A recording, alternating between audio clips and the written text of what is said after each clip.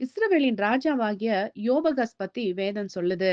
இவர் ரொம்ப மோசமான வழியில நடக்கிறாரு. கர்த்தருடைய பார்வைக்கு பொல்லாப்பானத செய்றாரு. அதனால கர்த்தர் இஸ்ரவேலின் மேல் கோபம் உண்டு அவர்களை சீரியாவின் ராஜாவாகிய ஆசகேலின் கையிலும், ஆசகேலின் குமாரனாகிய பெனாதாத்தின் கையிலும் அந்நாட்கள்ல எல்லாம் ஒப்புக் கொடுத்தார். யோவகாஸ் இப்ப என்ன பண்றாரு? கர்த்தருடைய சமூகத்த நோக்கி பிரார்த்திக்கிறாரு.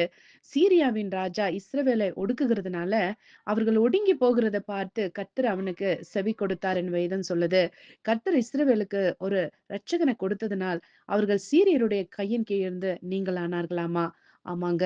நீங்க எவ்ளோ தப்பு செஞ்சிருந்தாலும், ஆண்டவருக்கு பிரியமில்லாத காரியங்கள செஞ்சிருந்தாலும், பிரச்சனை வர்ற நேரத்துல உண்மையான மனதோடு ஆண்டவர பார்த்து கூப்பிடும்போது, நிச்சயமா நம்மள காப்பாத்துறதுக்கு ஒரு வழி அவர் ஏற்படுத்துவார்.